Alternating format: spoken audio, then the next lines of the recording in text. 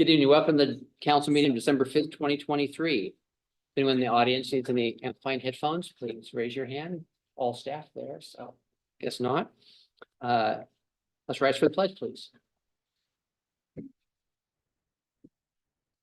Pledge of allegiance to the flag and the United States of America, and to the republic for which it stands, one nation, under God, indivisible, with liberty and justice for all. All right, Donna, can you do a roll call, please? I will. Councilmember Bode. Here. Councilmember Sherman. Here. Councilmember Gutierrez. Here. Mayor Nesco. Here. Deputy Mayor Schmidt. Here. Councilmember McDowell. Present. And Councilmember Peterson. Here. Thank you, Donna. You're welcome. Council have any late changes to the agenda? City manager. Nothing tonight, Mr. Mayor. All right. Council have any board reports to share? All right. Has everyone reviewed the items on the consent agenda? I have a motion. Move to approve the consent agenda as published. All right, we have a motion and a second to approve the consent agenda as published. All in favor, say aye. Aye. Opposed? Motion carries. All right, first business item is Finance Director Mike Givens. This information forwarded by the 2023 budget supplemental. Good evening, Mayor, Deputy Mayor, and members of council. I'm back before you with the budget. So this, for members of the public and council, this is really what I would call a cleanup supplemental budget process. I know it appears a little bit daunting when you look at all of the items listed. And so I want to clarify, as I put in the briefing, we budget for an expenditure authority. We don't always know when we're going to receive certain grants, how much certain projects are going to be. And so what we're doing here is cleaning up the budget authority so that as we're ending the fiscal year, the budget is in line with what council has approved for us to spend in certain funds. We also have encountered some situations where things changed. As you know, council set capital budgeting up a few years ago. And so when we make that original adoption of the fiscal year budget, we set up that we're going to move certain amounts into the capital budgets for those projects. And sometimes being good stewards, Public Works in particular, are planning for projects over a couple of years to get the monies, the funds together.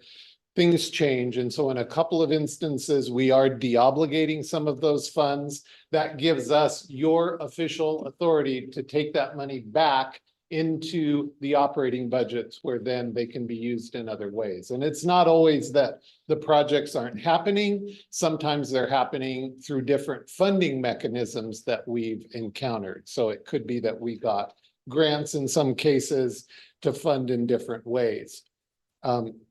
One of the bigger examples on this is the solid waste fund. And I know you're aware of that, but I do want to say for the record, we're increasing the budget authority on that now that we know the final number. So we could have brought you a piece of it in June when we did a supplemental, but we knew it was ongoing. I want to point out that we received a good amount of revenue reimbursement from Department of Ecology, who partnered with us on that cleanup. And when I say the solid waste fund, that's the C Street landfill cleanup. And so that's a large item, just over $914,000. The rest of the items are, some of them are very small. The $119 that we're asking for additional budget authority for that cargo van, I broke them down so that that amount appeared. We wanted to be transparent. The amounts for the parks trucks, we waited until we actually got the invoices, paid for them, so we knew exactly how much. We had an idea that those prices were going to increase, but until we actually received the vehicles and the invoice, we wanted to clean that up now. I mentioned some of the obligation of funds that we're asking you to process through this. But that's the supplemental we're bringing you. Again, it's cleaning up to make sure our budget authority is in line as we round out the fiscal year. So we're really not asking for any reductions of any kind in staffing or anything like that, like we did with the first supplemental. This is purely to clean up primarily our capital fund budgeting. Thank you, Mike. Jonathan, wants to have public comment? No, they haven't, Mr. Mayor. All right. Anyone in the audience like to speak on this? Any staff members? Okay. Can we read an ordinance number 2015-1023?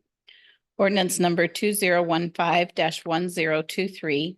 An ordinance of the city of Shelton, Washington, amending the annual budget for the year ending December 31st, 2023. Thank you, Donna. Comments or questions? Or motion, excuse me. Mr. Mayor, I move to forward ordinance number 2015-1023 to the December 19th council action agenda for further consideration. Second. All right, comments or questions? All right. We have a motion and a second to forward ordinance number 2015-1023 to the December 19th city council meeting for further consideration. All in favor, say aye. Aye. Opposed? Motion carries. Thank you, Mike. We have an ordinance related to low impact development principles and facilities. Public Works Stormwater Technician Kenny Oberg has details for us. Good evening, Mr. Mayor and council members. So the first thing that comes to mind is what exactly is low impact development? I'm sure the term has been thrown around and heard by a few of you, but even the definition itself that's provided to us by ecology is somewhat confusing with what it has inside of it. This all pertains to more like a holistic approach to new and possibly redevelopment, depending on the case. And it's just a way to mimic pre-disturbance of the site in the best way possible when it's feasible. So, next slide, please. Just a little overview of the presentation. I'll have a couple of slides where we can kind of go into the different portions of low impact development. Just while we go through those, keep in mind that it's all in one encompassing, I guess, practice would be the best way to put this, or an approach to development. We'll touch on the permit requirements. That is our phase 2 stormwater permit requirements administered to us from ecology. And then the actual project itself that we had to go through to meet said permit requirements. And that was a complete review of our Shelton Municipal Code as it exists. And the whole point of that was to eliminate barriers to implementing and requiring certain LID principles and BMPs. And BMPs are best management practices when it's related to stormwater and site development. And then at the end, we'll have a little bit of time for questions if they do arise. Next slide. So this is a nice definition of low impact development. And actually, when I found this, it had a little note on it that said it took ecology and stakeholders 2 years to come up with this. So I am going to read it, and we'll see how it goes for that. Low impact development, LID, is a stormwater and land use management strategy that strives to mimic pre-disturbance hydrologic processes of infiltration, filtration, storage, evaporation, and transpiration by emphasizing conservation, use of on-site natural features, site planning, and distributed stormwater management practices that are integrated into a project design. So that right there, it covers the initial design, the site exploration, this taking in all facets of site development into one thing, and you start at the beginning instead of, when I came to you guys last year with the source control inspection stuff. That whole program, that was for existing development, and that's kind of a retroactive fix, I guess you could say, to stormwater issues that were set in stone when that site was developed and as we developed as a city. This is catching all that beforehand, and it's a proactive approach to make sure that as development continues in the future, it's designed from the beginning to help stormwater and keep our surrounding waters clean and free, mostly free of pollutants. Next slide, please.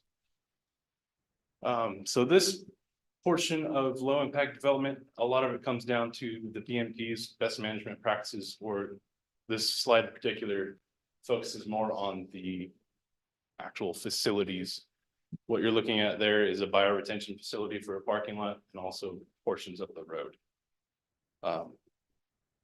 To touch on that picture, because it does look so nice, that actually plays a huge part. It's similar to what we have on 8th Street in our rain garden. Similar concepts apply to it. It doesn't work quite the same, but essentially it captures that stormwater, slows it down, holds it within the cell, and that infiltrates most of it, unless you have maybe a storm like this. And it holds on to those pollutants and allows the water to infiltrate, gives it time to do that.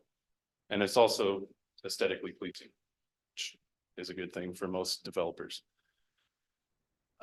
Main purpose of lid facilities in a whole site design is to kind of go away from the traditional management of stormwater, which is you get the stormwater off the road, off the impervious surfaces as fast as you can, you get it to one big pond, or if you are able to discharge into a water body, and you get it off as soon as you can, as fast as you can. What that does is create high peak flows during storm events. And it also, depending on the site, can lead to one point of failure. So if your pond gives out, your piping structures get clogged, anything like that, or commonly catch basins.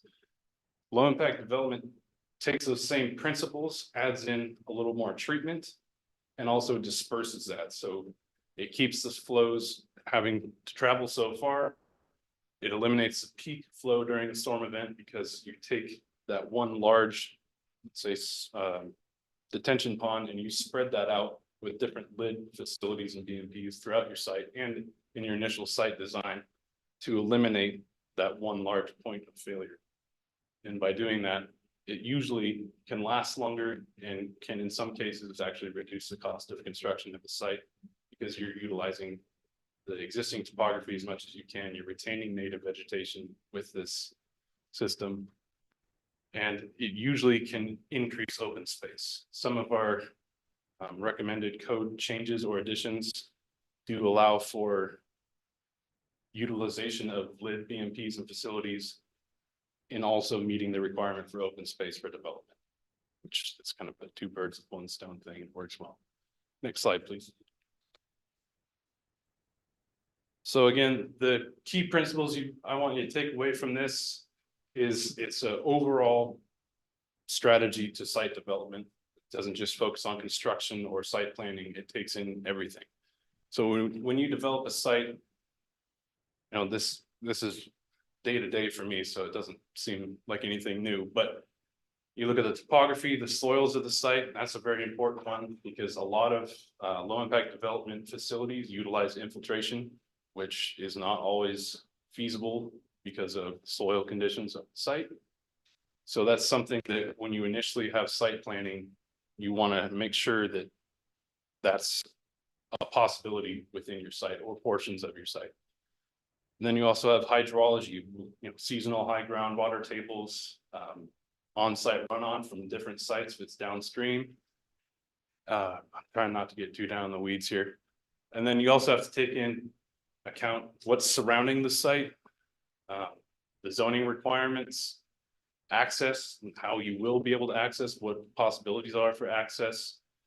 And then, of course, you know, what the rest of what goes into a site design. But all of that is encompassed in that site analysis portion of the low impact development approach. Next slide, please. So I've already kind of touched on this, but these are the key points. Just comparing, you know, traditional stormwater management to what lid practices enable. It's again separating out that large one stormwater facility, or if you have multiples, they're still usually quite large. They take up a large amount of space, and most of the time they're quite costly to construct. Lid practices, it can get even as small as what we commonly require here, if it's feasible, is downspout infiltration. So your roof water goes into your catch basin in your yard, and it's like a mini drain field for your roof water. But if you multiply that over a 200 lot development, that cuts off a huge amount of flow that traditionally would get piped into the stormwater system within the road, and then you have to have that detention pond or treatment facility. So it really emphasizes spreading out the management of stormwater, even down to a lot basis. Next slide, please. So this would be an example of a conventional stormwater detention pond, and this is still common. You know, if infiltration on site is not possible, there's only so many things you can do with all the water that's going to come off. And, you know, these still meet the basic treatment requirements of settling out contaminants. And then, of course, some of these lid practices and principles are already integrated into our code. When we adopted the 2019 Stormwater Management Manual for Western Washington, that went along with it, were those minimum requirements. And a lot of those minimum requirements meet the lid approach to constructing the site. So it's already part of our code, but what we did in this project was, again, try to eliminate barriers that would inhibit us from implementing this, and in some cases, making a requirement. And I know when some people hear requirement, it makes them kind of run away a little bit, because usually that means it's expensive and you have to do it no matter what. And that is not the case with this. If it's feasible, meaning economically, in most cases, sometimes people will push back on the economic part, but if it's feasible, meaning your site has a topography, the soil drainage capabilities and everything else, then that's when it's a requirement. We're not going to try to ask somebody to do the impossible and engineer a way to infiltrate on soil that just holds water like a lake. Next slide, please. These are just a few examples. One of them, as you know, is local, and that's the MTA parking lot. I also want to reference the city parking lot that was in a different slide. But that right there, it cuts down on the amount of stormwater that is built up and has to be dealt with. It infiltrates the stormwater on site. You don't have to treat the stormwater because it's getting filtered through the ground. And it can even go as far as something very simplistic, like the top right picture. That is a vegetated filter strip. Most people, this looks like a grassy knoll off of a road, but that right there actually cuts down on the amount of pollutants that are in stormwater, especially from road runoff. And it actually cuts down quite a bit on the pollutants that would enter a wetland or a stream, or just a conventional storm system, have to be treated in other ways. It can get to the point where it's even smaller, even individual lots, if they're infiltrating their roof downspout water in an infiltration gallery, they can have a rain garden on site to catch the sheet flow that would go onto their site and hold that and keep it from entering the roadway and getting pollutants absorbed in it that way as well. What's the upper left? other than Upper really left fancy is too? a very ornate version of a roadside swale / bioretention swale. Got it. Those do not have to look like that. Most of the time, they're just a grass line channel, maybe with some sedges and rushes in it. Particularly something that is drought tolerant, especially for us. But that is a awesome example of it, so I wanted to put that in there because it looks very nice as well. Another note I wanted to add, these changes in the code, you know, this isn't a one and done deal. As technology improves, what's considered feasible and possible will of course change with that improvement in technology and what we know we can and can't do. So along with that, you know, this, I'm sure I'll see you guys again at some point in the future for updating some other portion of the code. And again, we're adapting and changing our standards as time goes on with these improvements in technology. It wasn't part of this project, it was already done, but our reduction in road width for local residential roads in particular, that is 32 feet now face to face, or face a curb to face a curb. But just that reduction in width of that road multiplied over, you know, miles and miles of these new roads that will be constructed at some point adds up to a lot of reduction in impervious surfaces, which then cuts down the amount of stormwater that we have to deal with. It's just taken care of by not having such a wide road. As far as our permit requirements go, this is an ongoing requirement, especially the top bullet point there. And that is at a minimum to annually assess how the implementation of LID BMPs and principles is actually working for developers, for city staff, for all parties involved. You know, as you continue on, you'll have a certain occurrence where you're gonna catch something like, ooh, that isn't gonna really work because of this code section and the way it relates to this other section or in our standards manual. So it's a continual process. It's like a living process of how we're gonna keep on top of this, and it'll, of course, change with time. The middle bullet point was the permit requirement specifically for this project. And that was a complete review of our code and incorporation of certain abilities, or at least allowed by the code, to implement low impact development within site development or redevelopment. And of course, the last two words are where feasible. Again, we're not going to make people do something that's impossible. It's going to be, if you can, it should be done this way, which is the way. The overall intent of this, short of the permit requirements, is to make the low impact development the preferred and commonly used approach.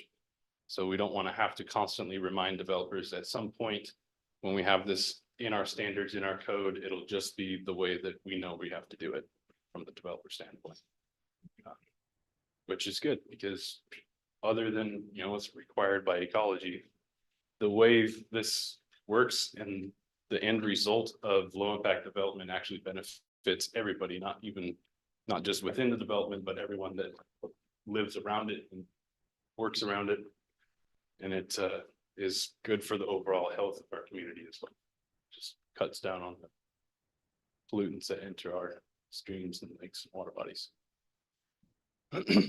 So this isn't everything that was changed in the code. Again, if you went through it, it's not a whole lot of changes. It's more of additions or changing a few little aspects of wording within existing code sections. But it's a general overview is just making it the preferred approach and making low impact development, say, best management practices and principles, and that approach integrated into the way it's integrated into our codes and our standards, so it doesn't become a roadblock. We have a certain standard that didn't allow for planter strips on a roadside. That's the kind of thing, those big hitter items that they're important, they need to be in there, but that's actually a low impact development. That's management practice. Next slide, please. That's all I have for you. All right. Questions? Donna, has anyone signed up for public comment? No, we don't, Mr. Mayor. Anyone on Zoom would like to speak? No, sir. All right, may I have a reading of ordinance number 2017-1123. Ordinance number 2017-1123. An ordinance of the city of Shelton, Washington, amending the Shelton Municipal Code related to low impact development principles and facilities. Thank you, Donna. Do we have a motion? Mr. Mayor, I move forward ordinance number 2017-1123 to the December 19th city council meeting for further consideration. Second. All right, comments or questions? Question. The mayor. Inspection and insurance that once this is constructed, that it's being maintained. How do we go about that? You asked that question primarily because I can answer it. Sweet. Under new development, a part of the final certificate of occupancy or final city acceptance is a stormwater facility maintenance agreement. And that's the private stormwater facility maintenance agreement. So if it is part of a private system, then that has to be recorded with the land. It doesn't matter if it's sold or bought by anybody else. It stays with the land and with the facilities. And that has to be reviewed and approved by us. It has to be put together by the engineer or an engineer hired by the developer. And it has mechanisms in place to ensure that it is properly operated and maintained. It has specific O&M manuals that go along with the facility and what it is. And there's also mechanisms within that agreement. So if it does become an issue and they're not maintaining it properly, or You know, if it was an HOA that had to maintain this facility and in development, the HOA was dissolved, no one's maintaining it. We can actually go in, do the maintenance or the repairs that are needed, and then it actually gets billed out to them. So it's a strong incentive to keep up on your operations and maintenance of this, and that goes along with every private stormwater facility that's installed with new development. So my follow-up to that then is how do we communicate, how are we kind of doing the public outreach? I think we had a grant a few years back when we were starting the phase 2 implementation. Is there still money? Do we need to think about? What a great segue. Public to the next presentation. Okay. Okay. Yeah, public education outreach is a very large and time-consuming permit requirement that we have to do under this phase 2 stormwater permit. And that is we do receive an biannual grant from Ecology. It's a non-competitive, no city match grant fund. And that is primarily how we fund the Mason Conservation District, and they're taking care of our permit requirements for public education outreach. I just wanted to express my happiness that we're including best management practices in the low income, low development area. And we are located on top of active salmon and trout streams. So it's super important that we keep the water clean, not just for them, but for also the oysters and shellfish in the bay and all the ones we consume during Oyster Fest. So I just want to congratulate us as a city to keep best management practices up to date and always into low income development. So thank you. All right, any other questions? All right, we have a motion and a second for ordinance number 2017-1123 to the December 19th city council meeting for further consideration. All in favor, say aye. Opposed? Motion carries. All right, public hearing is closed. Back to our regular meeting. We have another item from Kenny. As I said, Councilmember Smith, what a great segue to my next presentation. This is just a presentation to have our capacity grant from Ecology, the stormwater capacity grant, accepted by the city. It has an effective date of July 1st of 2023, even though we didn't get the funding agreement until November 16th of this year. Any expenses that were accrued that are eligible for that grant can be reimbursed 100% with it. This grant, I think the last cycle, we got 70,000 for the biennium. And there was an amendment and increase there. This year, they started us at 130,000, and it's a non-city match grant. So. All right. No, anyone's have public comment? Or were you done? I'm sorry. No, that's good. You paused for a good 30 seconds. No, we don't, Mr. Mayor. All right. Anyone in the audience would like to speak or on Zoom? All right, do I have a motion? Mayor, moving forward resolution number 1302-1123 to December 19th, 2023, city council meeting for further consideration. All right, comments or questions? All right, Yeah.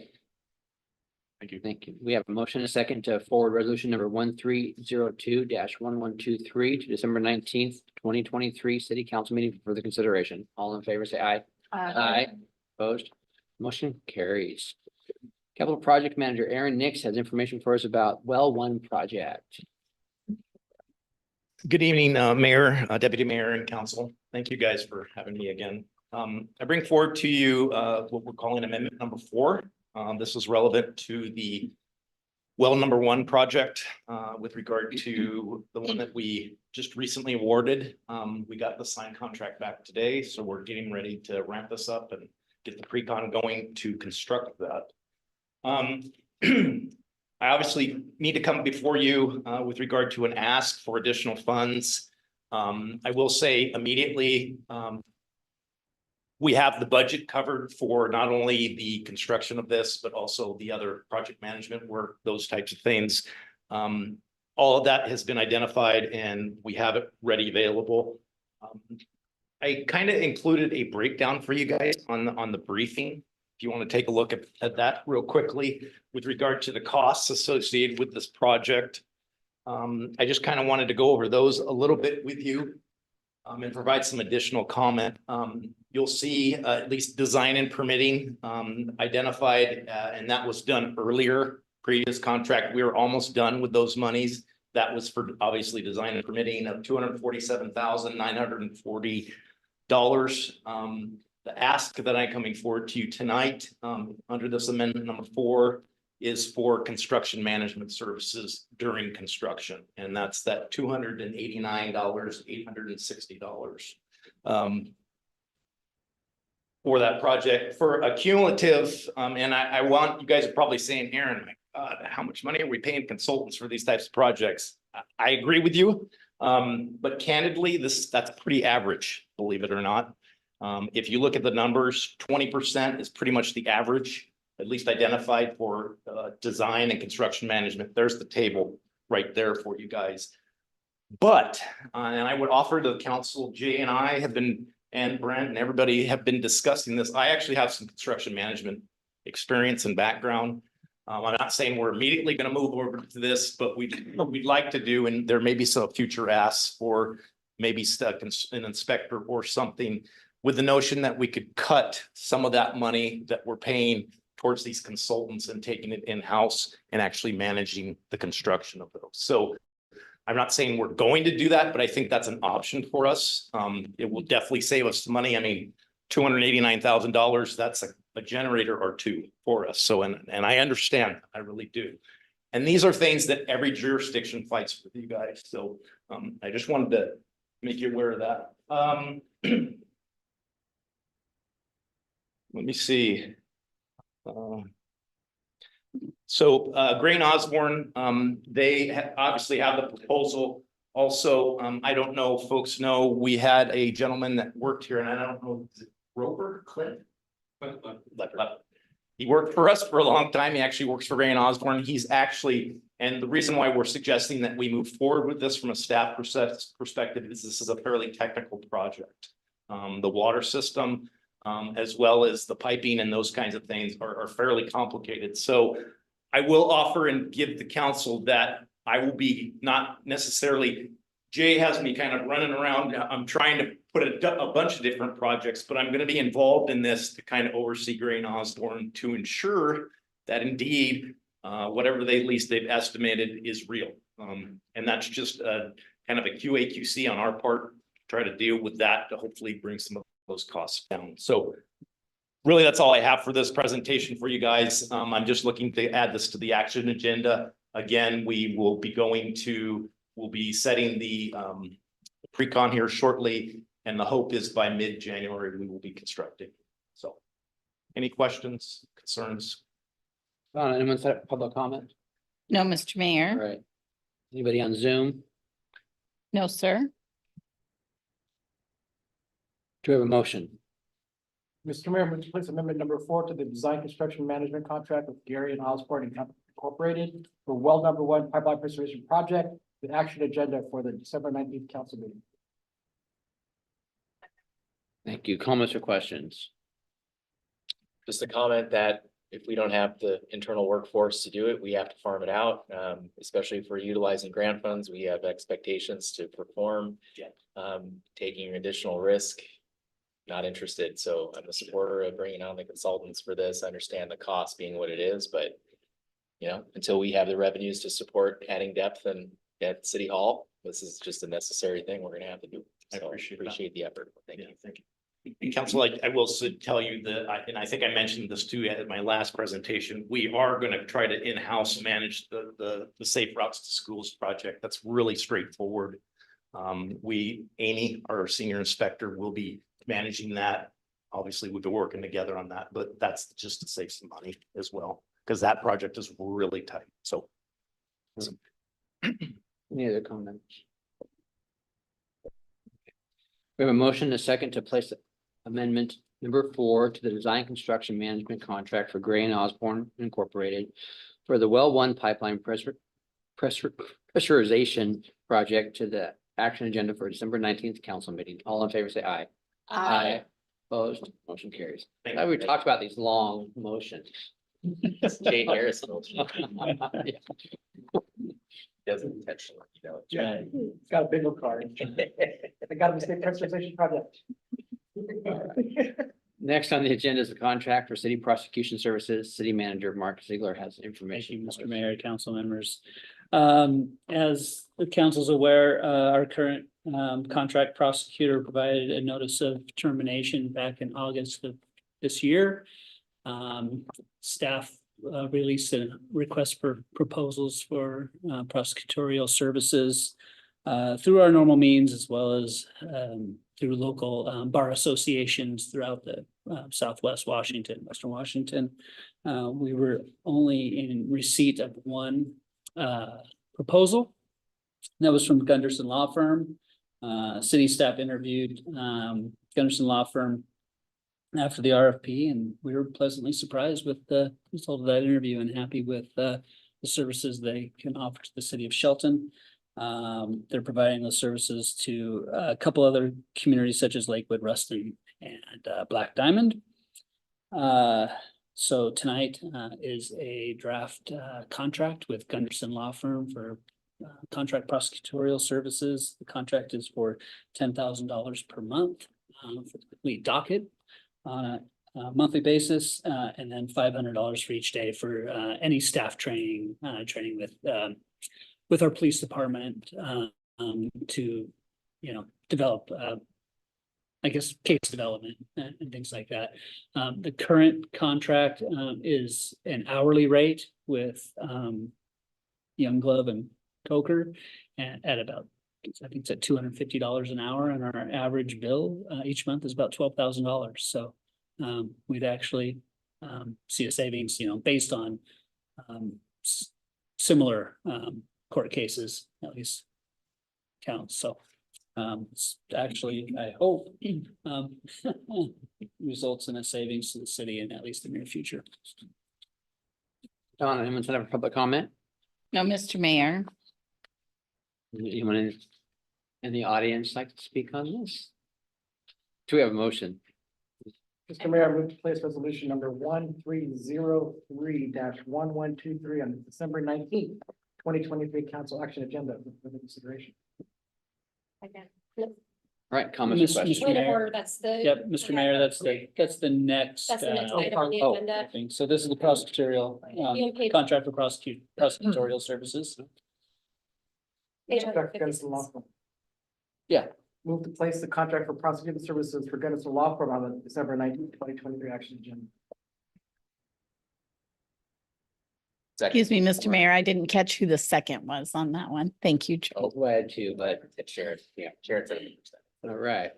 Comments or questions? question. Yes.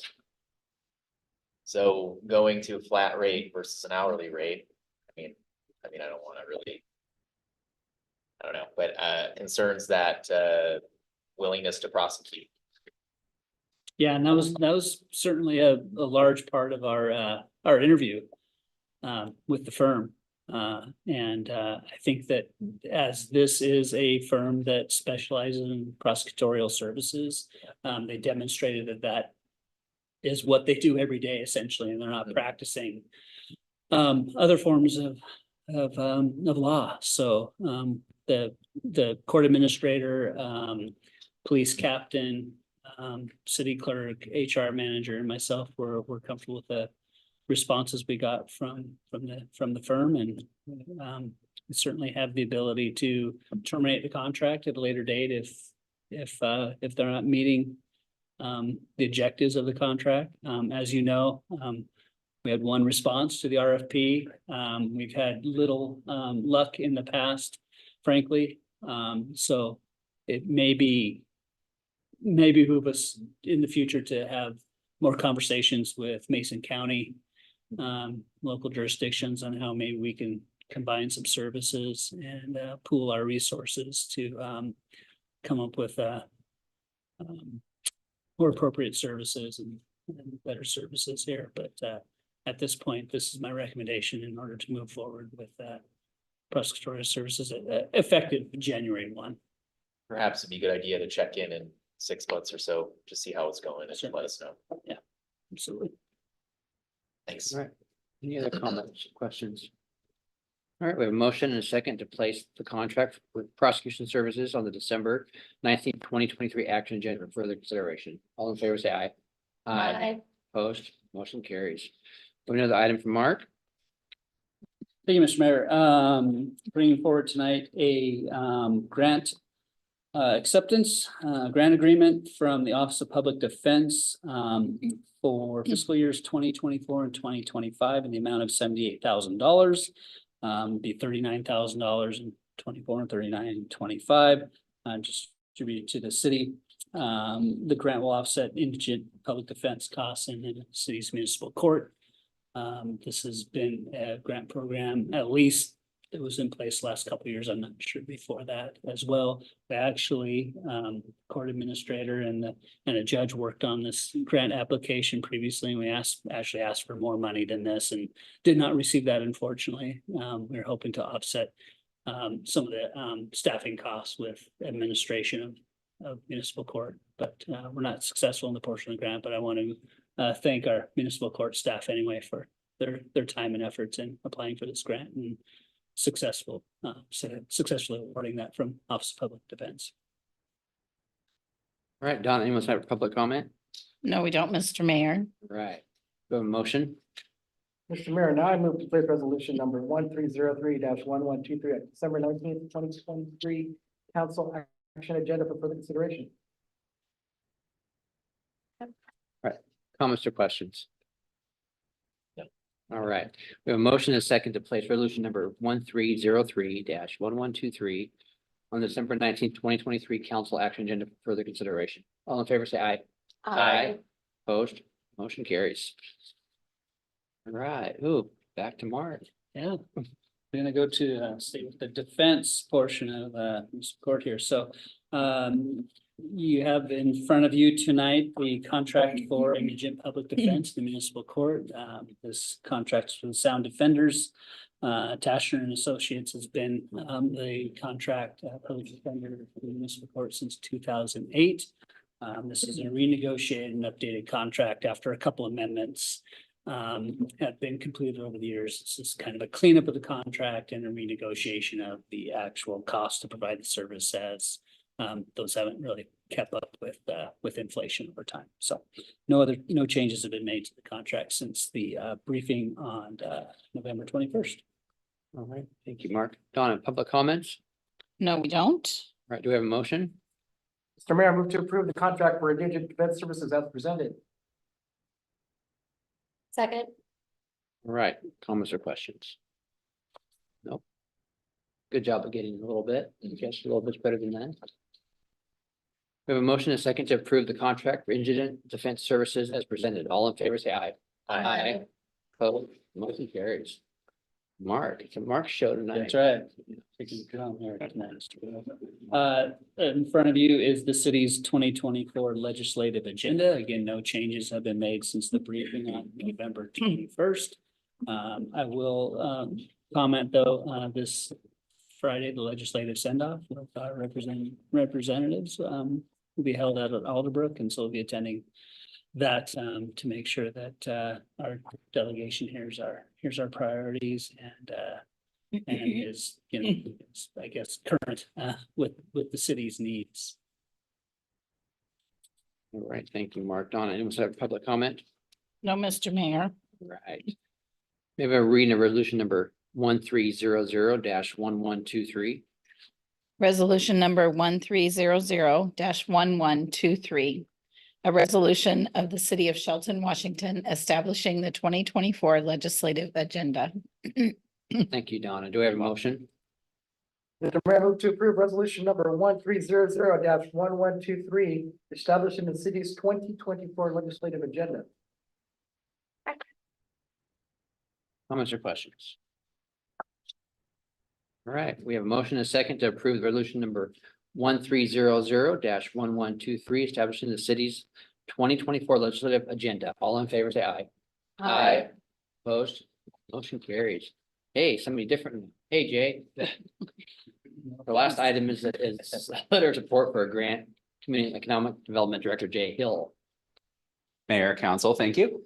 So last year, the legislature passed House Bill 1181, which required the addition of a new element to comprehensive plans related to climate mitigation and resiliency. So we're looking for hazard mitigation. Larger communities are going to be doing vehicle miles trip reduction and greenhouse gas reduction and things like that. We get to skip those, but we're going to focus more on kind of like natural disasters, things that we know happen here, flooding, fires, drought, things like that, that we need to be planning for. So the state non-competitively allocated $150,000 to our community. We still had to apply for it.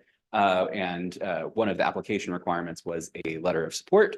We already made the application. They let us submit the application without having the letter. We got it on the agenda as quickly as we could to get this signed, and then we'll submit this along to the state. So this is work that it's going to augment our existing comprehensive plan allocations from the city budget and from the money that we got from Department of Commerce to work on this too. So our plan is to increase the scope of the contract with our comp plan consultant, SCJ, and have them kind of integrate this work into what we're doing. One of the requirements of the bill is that it kind of needs to look at it holistically. We're not just creating an element, but those policies need to kind of cross-reference throughout the plan as well. So that is our plan. And with that, we're just asking for the council to approve the mayor signing the letter of support for the climate mitigation and resilience grant funding.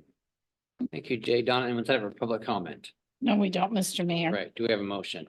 Mr. Mayor, I move that you sign the letter of support for the climate resilience grant funding opportunity and to waive the free touch rule.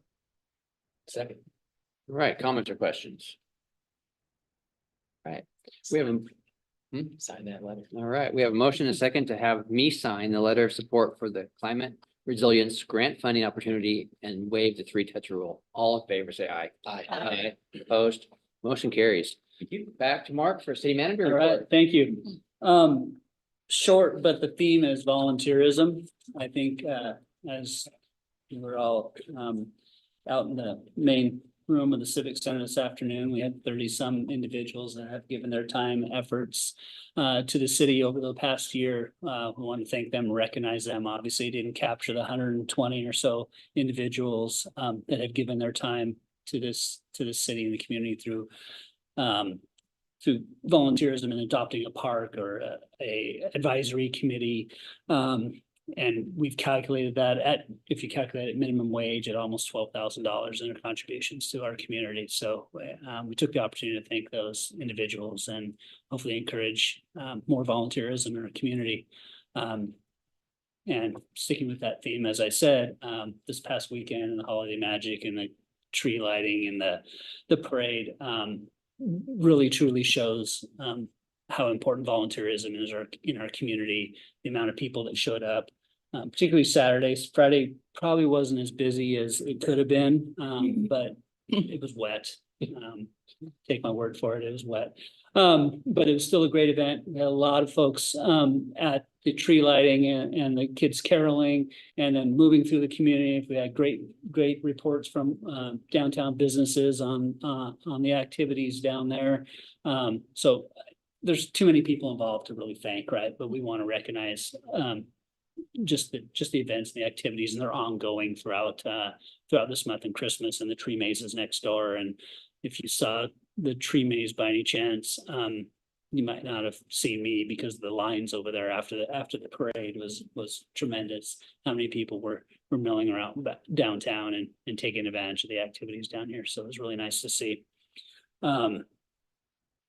The other volunteer project that's coming up this weekend is the installation of the playground at Northcliffe Neighborhood Park.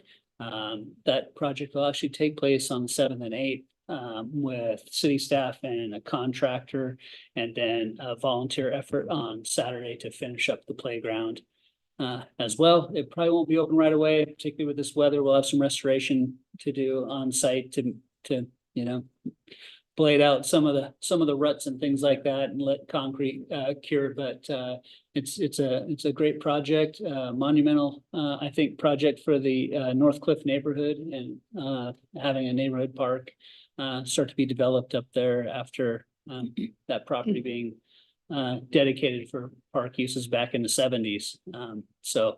We're trying to meet the Parks and Recreation Comprehensive Plans action steps, and that is to provide neighborhood parks throughout our community, and that standard is half-mile service radius. So one more step in that positive direction. I want to thank the donors, our local Kiwanis clubs, Christmas Town and Shelton Kiwanis, that donated to that, and Sierra Pacific Industries, Squawks Island Drive, a number of individuals. Mr. Mayor, thank you as well. That offset the cost of that project and made it a possibility of why we're doing that this weekend. So again, that's a theme of my report today, is the volunteerism in our community and how important it is to making this a great place to live. So that's all I have for you tonight.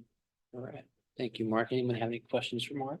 If there's anything that Leslie Noe taught me, is that this is a really big deal. So congrats. Yeah. And yeah, this is cool. It's to see it come to fruition now and build a park. Absolutely. How many parks have you been able to build in Shelton in your career? I mean, from scratch, really, Right. really none, right? Yeah, we've This is a big renovated. deal. Yeah, we've been involved in renovating Callahan, Neyland Park specifically, and a couple trails and things like that. But yeah, this is kind of the first one in 30 years, if you will. Yeah. Right? It's as I said, monumental. Congrats. It's awesome. All right, it is exciting. That is my neighborhood, so I'm excited for that. Hey, Mark, a couple weeks ago, we had a swearing in for Chief Costad and Sergeant Patton, or Captain Patton, excuse me. Yeah. And we missed an opportunity because there were so many people here to talk about some accreditations. Did you want to talk about that at all? We mentioned it a few times. I think Chief, through the accreditation process, would you like an update on that process? I'm sure he'd be happy to. Yeah. To take a few moments. Unplanned. No worries. I had the opportunity to go to the WASPIC conference the beginning of November, where got to present our accreditation to the board there. It's a very diverse program where it covers over 145 different chapters with the police department, and it ranges from training to records keeping to how we're onboarding people and just various aspects of the police department. And it was extremely a lot of work for the police department, not to include myself, but the records department was absolutely fantabulous. So on this, my sergeants all contributed to the process as well. It was over a year's work to get that complete, and I'm just very proud of them all. I'm glad to say that in this accreditation process this year that we were successful, and we are good to go for another 4 years. And we just look forward to serving the community as best as we can and maintaining best practices as possible. Thank you. And one thing the chief left out, we're eligible for grant funding because of our Yes. accreditation process. So the chief has Correct. applied for a That is a $50,000 brand grant. brand new program that just came out this year through WASPIC, being that we are reaccredited. There is $1 million out there for grabs. So I already put in the grant request for that. I don't know how much that is going to be allocated towards us. But there's no restrictions on that. We can use that money for whatever we want. Oh, wow. Great. Great Yeah, job. right. All right.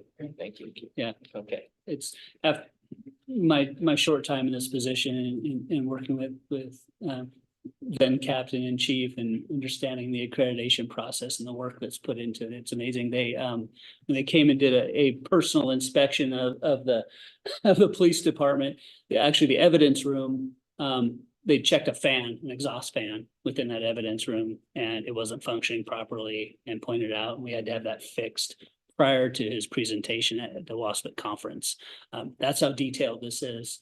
That's the fine tooth comb that they come out here and ensure that best practices are being practiced within the police department. So I think it's a credit to the chief and his staff over there that they're able to meet the stringent requirements of the accreditation process. Thank you. Excellent. All right. Public comment time. Donna, anyone on Zoom that'd like to speak at public comment? I don't see anyone with their hand raised, but let's give them just a minute.